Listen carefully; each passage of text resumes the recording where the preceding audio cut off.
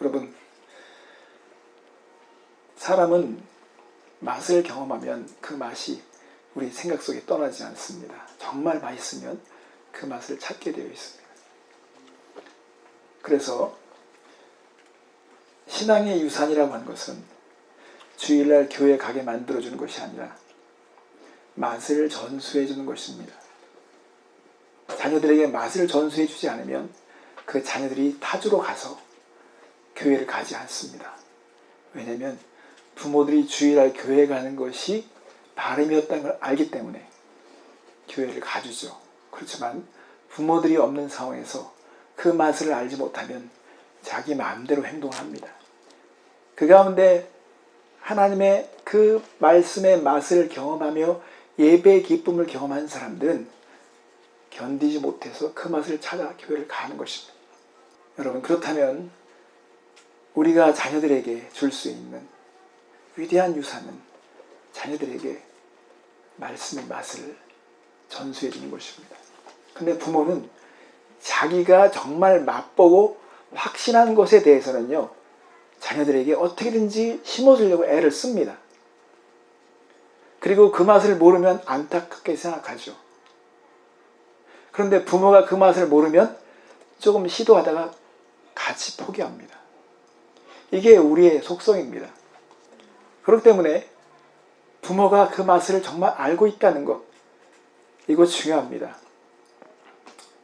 저는 여러분 스스로에게 한번 자문해 보시기 바랍니다. 여러분, 말씀의 맛을 언제 기가 막히게 경험하셨습니까? 내가 잊지 못할 말씀을 언제 체험했습니까?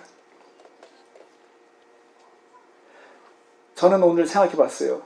내가 우리 자녀들에게 줄 수 있는 위대한 유산, 그리고 우리 자녀들에게 떠나지 않아야 될 습관이 심어져야 한다면 그것이 무엇일까?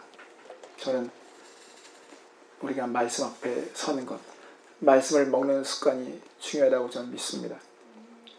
제가 17번째 출애굽기 말씀을 전하면서 시내산까지 왔는데 이제 십계명 말씀을 받아야 합니다. 근데 십계명 말씀을 받는데 이 계명이 지민과 어떤 의무감에서 받는다면 이 말씀을 전하는 것이 부담스럽게 생각됐습니다. 그래서 다음 주부터 제가 십계명을 다룰 텐데 그 전에 다시 한번 이 말씀에 대한 것을 정비하고 말씀을 받는 자세를 돌아봐야 한다고 생각하게 되었습니다. 성도 여러분, 여러분은 말씀을 어떻게 섭취하고 있습니까? 말씀의 맛을 어떻게 느끼고 있습니까? 우리는 아침을 먹으면서도 점심 걱정을 합니다. 점심을 먹으면서도 저녁 메뉴를 우리는 생각합니다. 매일 우리는 무엇인가를 먹어야 된다고 생각해요. 근데 오늘 본문 말씀에 예수님께서 사람이 떡으로만 살 것이 아니요 하나님의 입으로 나오는 모든 말씀으로 살 것이라고 말씀하셨습니다. 이것은 쉽게 비유하면 이런 것입니다. 냉장고는 아이스크림을 넣기 위해서만 존재하는 것이 아니라 육류를 위해서 존재한다 하는 것 같은 것이죠. 그런데 아이스크림만 집어넣고 육류를 집어넣지 않는 것처럼 우리가 일상적인 우리의 삶의 떡과 빵은 먹으면서도 하나님의 말씀을 섭취하고 있지 않다. 그러면 오늘 우리는 이 말씀을 들어야 합니다. 왜 우리가 하나님의 말씀을 먹어야 하는가? 왜 우리가 하나님의 말씀을 섭취해야 하는가 하는 것입니다. 이 부분에 대해서 좀 더 실제적으로 여러분께 나누도록 하겠습니다. 여러분, 왜 우리가 하나님의 말씀을 먹어야 할까요? 왜 하나님의 말씀으로 살아야 할까요? 첫 번째, 그 이유는 저와 여러분들이 지어진 존재가 근본적으로 다른 것입니다. 떡만으로 살 수 없는 존재이기 때문에 그렇습니다. 오늘 말씀에 보면 예수님께서 분명히 말씀하셨어요. 사람이 떡으로만 살 것이 아니요. 이걸 전제하셨습니다. 사람이 떡으로만 살 수 없다. 왜 그럴까요? 사람, 원래 히브리어로 아담이 사람입니다. 아담은 사람이란 뜻입니다. 하나님이 아담을 지었어요. 사람을 지으셨어요. 그리고 사람에게 2장 창세기 2장 7절 말씀이면 생기를 불어넣으셨습니다. 하나님이 인간에게 생기를 불어넣으셨습니다. 그러므로 이 생기가 중요합니다. 성도 여러분, 인간과 원숭이의 차이는 IQ의 차이가 절대 아닙니다. 그것은 생기의 차이입니다. 원숭이는 자기가 누군지에 대해서 고민을 하지 않습니다. 원숭이는 불면증으로 시달리지 않습니다. 사람만 유독 그렇게 많은 것을 먹을 수 있음에도, 그렇게 호화로운 집에 살면서도, 좋은 차를 타고 있으면서도 죽음을 생각합니다. 자살을 생각합니다. 이것이 사람에게 독특한 것입니다. 사람은 하나님께서 창조의 재료와 창조의 방법에 있어서 근본적으로 다르게 창조하였습니다. 하나님은 인간을 생기를 불어넣어서 지으셨습니다. 모든 만물들은 하나님께서 말씀으로 존재케 했지만 사람은 흙이라는 재료를 창조하셨고 거기에 생기를 불어넣으셨습니다. 그러면 우리는 이것을 받아들여야 합니다. 사람은요, 성경을 믿지 않아도 자신을 개와 비유하든지 돼지와 비유하는 걸 싫어합니다. 왜냐하면 자신은 다르다고 생각하는 것입니다. 이러한 반응 속에서도 인간의 다름을 알 수 있습니다. 여러분, 제가 체질 관련된 검사를 얼마 후에 하게 되는데 어느 목사님이 저한테 목사님 체질을 검사를 해야 돼요. 그러면서 그 이유를 하는데 납득이 가더라고요. 왜냐면 사람들은 고기를 먹어야 힘이 세다고 그러는데 소나 코끼리면 채소만 먹는데도 이렇게 힘이 센 거는요, 그건 체질이 그래서 그래요. 그러니까 제가 이해가 가더라고요. 그래서 체질을 알아야 된다고 얘기하는 것이에요. 그러니까 이 세상의 모든 살아있는 생물체는 그 생물체 저마다 양식이 다 다릅니다. 그렇지만 이 우주 만물은 다 먹이 사슬로 연결되어 있죠. 그러나 사람만 유독 빵, 이런 떡으로만 존재하는 것이 아니라 그 이외에 또 양식이 있다고 주님께서 말씀하신 것은 하나님께서 인간을 특별하게 창조하신 방법과 재료가 다르고 목적이 다르기 때문에 그렇습니다. 그래서 인간은요, 그 내면 안에 절대 그 누구도 채울 수 없는 탱크가 있습니다. 그 탱크가 채워지지 않으면 포만감이 없습니다. 그래서 사람들은 허기져서 계속 무엇인가를 찾고 있는 것입니다. 사람이 지어진 재료와 방법이 다르기도 하지만 또 사람이 하나님께서 창조하신 모델, 창조하신 목표가 다르기 때문에 우리는 하나님의 말씀을 먹어야 되죠. 왜냐하면 하나님은 하나님의 형상을 오리지널로 모델을 삼아서 창조하셨습니다. 그리고 하나님은 통치에 대한 사명을 주셨어요. 오늘 1장, 창세기 1장 27절, 28절이면 하나님께서 사람을 하나님의 형상대로 창조하셨다고 했어요. 그리고 남자와 여자를 구분하셨습니다. 그리고 사람에게 하나님께서는 사명을 주셨습니다. 땅에 충만하라, 번성하라, 다스려라. 이건 뭡니까? 인간은 생각하는 존재입니다.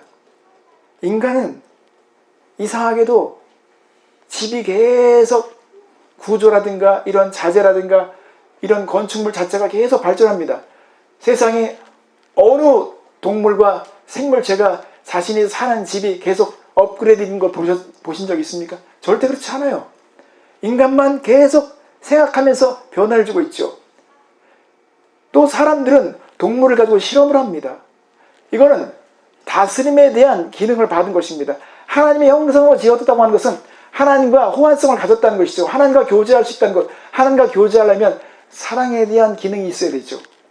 의로움에 대한 그런 기준이 있어야 됩니다. 드라마 작가들이 드라마에서 인간의 이런 속성을 파악한 거예요. 인간은 불의한 자가 지배하면 절대 잠을 못 잔다. 끝장을 봐야 된다. 거짓된 것이 득세하면 이 드라마는 결국은 사람들을 안달나게 만든다. 그건 뭐냐면 우리 안에 심겨진 하나님의 형상이 있어서 그런 것이죠. 그러므로 우리는 왜 하나님의 말씀을 먹어야 되는가? 하나님의 말씀을 왜 우리가 먹고 살아야 되는가?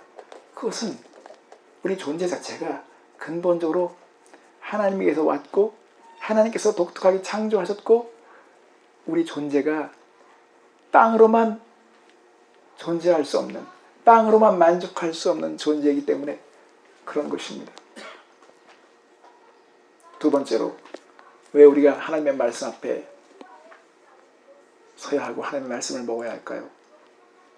그것은 우리의 모든 삶이 선택으로 연결되기 때문에 그렇습니다. 우리의 매 순간의 삶은 선택의 그런 결과입니다. 또 우리는 선택을 매일같이 하며 살아갑니다. 삶의 모든 순간이 선택으로 이어져 있기 때문에 하나님의 말씀을 우리는 먹어야 합니다. 이게 왜 연관성이 있을까요? 그것은 지혜에 속한 것이기 때문에 그렇습니다. 자, 제가 예를 들어 보겠습니다. 여러분들이 배가 고픈 상황에서 마켓을 갔습니다. 배가 부를 때는 마켓에서 고를 때에 내가 정말 원하는 것만 고르죠. 그러나 배가 고픈 상태 속에서 가잖아요. 그러면 다 나와 상관이 있는 거지. 다. 카트가 막 차오릅니다. 근데 여러분이 수박이 보여요. 근데 수박이 있는데 4등분 하면 하나에 2불씩 파는데 저 옆에 보니까 한 통이 6불밖에 안 하는 것입니다. 여러분 어느 곳 사겠습니까? 이것은 자신이 누군지를 알아야 결정할 수 있어요. 그냥 그때의 시국 때문에 그냥 덥석 한 통을 가져오면 우리는 어리석을 수 있습니다. 왜냐하면 내가 수박만 먹고 사는 그런 사람이 아닌 이상 냉장고에 집어넣으면 한 달이 지나도 그 수박이 있는지조차도 몰라요. 그러다가 막 물러 터져가지고 결국은 버리는 경우가 많습니다. 그건 뭐냐면 우리가 지혜롭지 않기 때문에 그럴 수 있습니다. 이것은 값싼 낭비일 수 있지만 더 시간이 지나면서 우리는 뭘 경험할까요? 미국에서 차를 운영하려면 최소한 한 달에 500불 이상 들어갔죠. 500불이면 옛날에 32인치 고화질 텔레비전 한 대씩을 계속 우리는 한 달마다 이것을 버리는 거예요. 근데 이 차를 운행하면서 사고가 날 수도 있고요. 주정차 위반을 할 수 있고요. 여기서 떼는 딱지는요. 이 수박과는 비교할 수 없습니다. 더 나아가서 사람들이 집을 팔고 사는 과정에서는 이제는 단위가 만불이 왔다 갔다 합니다. 이 만불은요. 아주머니들이 평생 콩나물값 깎는 거로다가 대체할 수 없는 이런 돈이 지금 왔다 갔다 하는 이런 상황에서 선택을 해야 하는 것입니다. 더 나아가서 사람은 이제 자녀들이 성장했을 때 이 자녀들이 배우자 문제를 가지고 고민하는 나이를 맞게 됩니다. 그러면 이 배우자를 누구를 만나냐에 따라서 가정이 복이 될 수 있지만요. 집 한 채를 다 말려도 해결할 수 없는 깊은 상처 속에서 살아갈 수가 있습니다. 이렇게 제가 선택에 대한 것을 굵직한 걸 말씀드렸듯이 우리의 모든 삶은 매 순간 어떤 선택의 요구를 받습니다. 그래서 하나님은 우리에게 지혜로운 자가 되기를 원하십니다. 에베소서 5장 17절 18절 말씀이면 그런즉 너희가 어떻게 행할지를 자세히 주의하여 지혜 없는 자같이 하지 말고 오직 지혜 있는 자같이 하여 세월을 아끼라 때가 악하니라. 그러므로 어리석은 자가 되지 말고 오직 주의 뜻이 무엇인가 이해하라. 하나님께서 모든 말씀으로 살 것이라고 말씀하신 것은 우리에게는 모든 상황이 있기 때문입니다. 우리가 선택해야 될 각종 다양한 상황들이 우리 앞에 있기 때문에 모든 말씀을 배워야 한 것입니다. 그 말씀 속에는 하나님의 지혜가 들어있기 때문에 그렇습니다. 디모데후서 3장 15절부터 17절 말씀이면 그래서 성경에 대해서 말씀하십니다. 성경은 구원에 이르는 지혜가 있다. 모든 성경은 하나님의 감동으로 된 것으로 교훈과 책망과 바르게 함과 의로 교육하게 유익하니 이는 하나님의 사람으로 온전하게 하며 모든 선한 일을 행할 능력을 갖추게 하려 함이라고 말씀하십니다. 성도 여러분,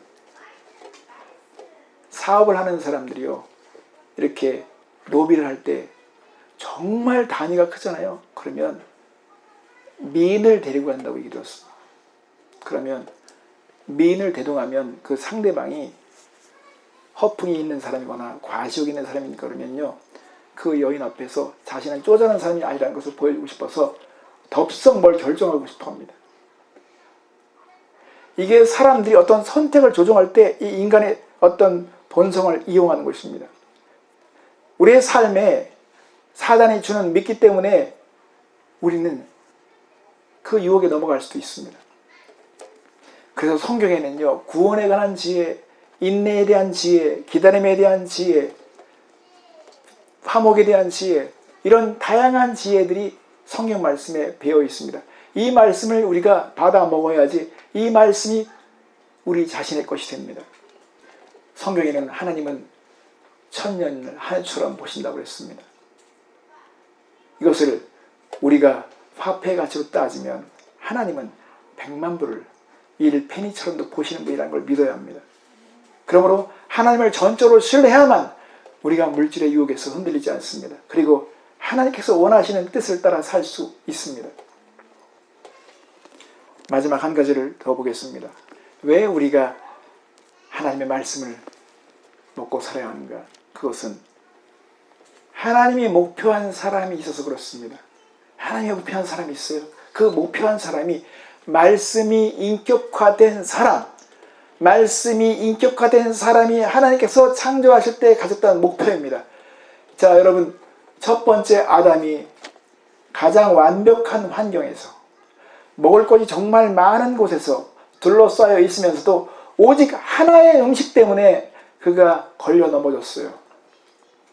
그는 먹을 것이 많았어요. 그러나 오직 하나의 음식에 대한 불만과 그 하나의 음식 때문에 유혹에 넘어져서 그는 범죄를 했습니다. 이게 첫 번째 아담이 실패한 것이죠. 그런데 두 번째 아담인 예수님, 아담은 제가 사람이라고 말씀드렸죠. 두 번째 아담으로 오신 예수님은 가장 열악한 환경에서, 가장 힘겨운 상황에서, 예수님의 생애 가운데 가장 힘든 상황에서 이 말씀을 하신 거예요. 사람이 떡으로만 살 것이 아니라는 말씀을 하신 거예요. 마태복음 4장 1절부터 3절 말씀이면 예수님이 이 말씀을 하시기 전에 상황을 우리에게 보여줍니다. 그때 예수께서 성령에 이끌려 마귀에게 시험을 받으러 광야로 가서 40일을 밤낮으로 금식하신 후에 줄이신지라. 시험하는 자가 예수께 나와서 이르되 내가 만일 하나님의 아들이거든 명하여 이 돌들로 떡덩이가 되게 하라. 여러분, 예수님에게 있어서는요, 가장 힘든 날이었습니다. 40일간 아무것도 먹지 않고 줄인 상황에서 마치 이스라엘 백성이 40년 광야 생활한 것들을 요약한 것처럼 40을 굶주린 상황에서 사단이 나타난 것입니다. 사람은요, 가장 약할 때 가장 약한 부분을 공격해 오죠. 사람이 배가 고프면요, 다 빵처럼 보입니다. 비슷하게 생기면 다 빵처럼 보여요. 예수님은 지금 힘겨운 이런 상황에서 사단이 유혹을 한 것입니다. 네가 하나님의 아들이면 이 돌들로 빵을 만들어봐라. 그러면 네가 하나님의 아들인 것을 증명할 것이다. 예수님은 이때 신명기서에 있는 말씀을 가지고 오셨습니다. 신명기서에 있는 말씀이 하나님께서 하나님의 자녀들에게, 하나님의 백성들에게 바라셨던 말씀이기 때문에 그 말씀을 가져왔어요. 신명기서 8장 3절 말씀이면 너를 낮추시며 너를 줄이게 하시며 또 너로 알지 못하며 내 조상들도 알지 못하던 만나를 내게 먹이신 것은 사람이 떡으로만 사는 것이 아니요 여호와의 입에서 나오는 모든 말씀으로 사는 줄을 내가 알게 하려 하십니다. 예수님은 신명기서에 있는 말씀을, 이 어려운 상황에서 말씀을 가져와서 그 말씀으로 대응을 하신 것입니다. 이렇게 되려면 말씀이 육화되어야 되고, 말씀이 인격화되어야 되고, 말씀이 그냥 떠올라야 되는 거예요. 말씀이 나와야 되는 거예요. 입에서 나와야 되는 것입니다. 이게 말씀이 그 사람을 형성한 것처럼, 하나님이 꿈꾸시는 사람은 말씀이 존재화된 사람, 말씀이 인격화된 사람, 말씀이 그 사람을 만든 사람이 되길 원하시는 것입니다. 이게 하나님께서 생각하시는 거예요. 여러분, 가장 힘겨운 날 그 사람이 반응하는 것이 본래 그 사람입니다. 나머지는 다 포장된 거예요. 그 사람이 상황이 좋기 때문에 그렇게 나에게 하는 것이죠. 그 사람의 바닥에서 나오는 거, 우리는 인생을 살면서 광야의 때가 오게 됩니다. 살면서 힘겨운 날이 오게 되어 있습니다. 예상할 수 없어요. 우리가 정말 힘겨운 날이 있습니다. 그때 하나님은 우리가 누구인지를 증명해 보이기를 원하십니다. 어떤 상황에도 하나님의 말씀을 앞세우며 그 말씀을 신뢰하고 그 말씀을 주장할 수 있는 사람, 그 사람이 말씀의 사람이고 믿음의 사람인 것입니다. 그래서 히브리서 8장 10절 말씀이면 말씀이 새겨지는 비전에 대해서 말씀하세요. 또 주께서 이르시되 그날 후에 내가 이스라엘 집과 맺을 언약은 이것이니 내 법을 그들의 생각에 두고 그들의 마음에 이것을 기록하리라. 나는 그들에게 하나님이 되고 그들은 내게 백성이 되리라. 하나님의 말씀이 새겨지는 사람이 되기를 원하십니다. 신비에 새겨지는 사람이 되기 원합니다. 사람들이 잊고 싶지 않아서 몸에 막 타투를 새기는데 하나님은 신비에 새겨주고 싶은 말씀이 있습니다. 오늘 우리가 하나님 앞에 왜 말씀으로 살기를 결단해야 하는가? 그것은 우리가 하나님께서 사람 땅으로만 살 수 없는 존재로 지으셨기 때문이고, 그리고 우리의 모든 삶은 선택의 모든 과정을 겪고 있기 때문에 우리가 지혜를 요구해야 되며 하나님의 지혜를 받아야 하기 때문에 하나님의 말씀을 섭취해야 합니다. 사람들은 정말 큰 손해는 관심을 두지 않고 작은 손해를 보지 않기 위해서 집착하는 것을 볼 수 있습니다. 지금 큰 손해되는 것이 막 줄줄 새고 있는데 이것은 보지 못하면서 작은 손해에 많은 시간을 낭비한 것을 볼 수 있습니다. 이것은 어리석은 것입니다. 우리 한번 생각해 봐야 돼요. 진짜 큰 손해가 뭔가. 제가 아까 말씀드렸듯이 수박이라든가 우리가 차로 인해서 손해보는 것, 아니면 집 문제, 이런 것으로 인해서 사람들이 많은 선택에 의해서 손해보기도 하고 이익을 보기도 하는데, 이런 것들이 어디서 우리가 손해를 보는지는 아무도 예상할 수 없습니다. 어떤 한 번의 선택으로 인해서 과거에 쌓았던 모든 것들을 다 잃어버릴 수 있어요. 이게 우리의 인생에서 보여주는 모습들입니다. 그러므로 여러분, 평소 실력이 중요합니다. 프로는 매일 기본을 다지죠. 하고 싶을 때만 하는 것은 아마추어 신앙이에요. 비가 오나 눈이 오나 끊임없이 말씀 앞에 일정하게 가는 사람들은요, 어느 날 하나님께서 그 인생에 기회를 주셨을 때, 그때 그 하나님의 말씀으로 배운 감각을 가지고 어떤 걸 선택했을 때 그는 복을 받게 되어 있습니다. 자기 꾀로 살아가는 사람들은요, 뭘 얻은 것 같죠? 결국은 다 토해내게 되어 있습니다. 하나님이 사랑한다면 토해내게 하서라도 그 사람에게 교훈을 주실 것입니다. 근데 그런 상황이 왔는데도 알지 못한다? 그러면 안타깝지만 그 사람은 깨닫지 못하기 때문에 짐승과 같은 것이라고 말씀하십니다. 우리가 하나님의 말씀대로 산다, 하나님의 말씀대로 살리라 하는 것은 나는 빵만으로는 채워질 수 없다는 것을 인정한 것입니다. 내가 하나님의 말씀대로 산다 한 것은 하나님이 나에 대해서 가지신 작정하신 그 목표가 있다는 것을 내가 받아들인다는 것입니다. 내가 하나님의 말씀대로 산다고 한 것은 하나님이 나를 인도하실 것을 기대하며 산다는 뜻입니다. 그러므로 우리는 밥을 빨리 먹든지 늦게 먹든지 야채만 먹든지 고기만 먹든지 우리는 먹어야 사는 것처럼 우리는 하나님의 말씀을 어떤 방법으로든지 어떤 통로로든지 어떤 수단으로든지 하나님의 말씀을 우리는 섭취하며 살아야 하는 것입니다. 그렇지 않으면 우리는 하나님과 멀어지게 되어 있습니다. 여러분, 타락은 술 먹고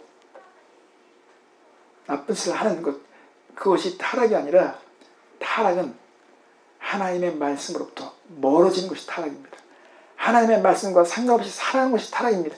그래서 그런 결과들이 나오는 것이죠. 그러므로 오늘 저와 여러분들이 결단을 했으면 좋겠습니다. 그래, 2021년 9월 5일날 하나님께서 내게 말씀을 주신다. 말씀으로 살라고 요구하신다. 왜 그렇습니까? 하나님께서 여러분에게 어떤 선택을 주시려고 하는 것입니다. 이 말씀을 듣고 말씀을 믿음으로 순종하면서 말씀을 일정하게 먹고 있으면 하나님께서 여러분을 인도하실 것입니다. 지혜를 주실 것입니다. 이것이 오늘 여러분에게 주시는 하나님의 마음이라고 믿습니다. 함께 기도하겠습니다. 하나님 인간을 창조하시고 가셨던 그 비전을 우리가 이루어드리기 원합니다.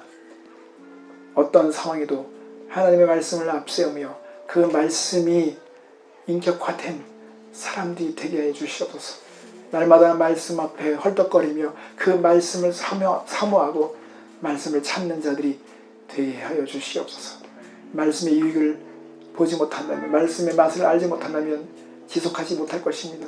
하나님, 진지하게 이 말씀을 실천하는 자들에게 하나님 말씀의 깊은 맛을 허락하여 주시옵소서. 그래서 우리 자녀들에게도 이어줄 수 있는 그런 간절한 바람들이 생길 수 있도록 축복하여 주시옵소서. 감사드리며 예수님의 이름으로 기도했습니다.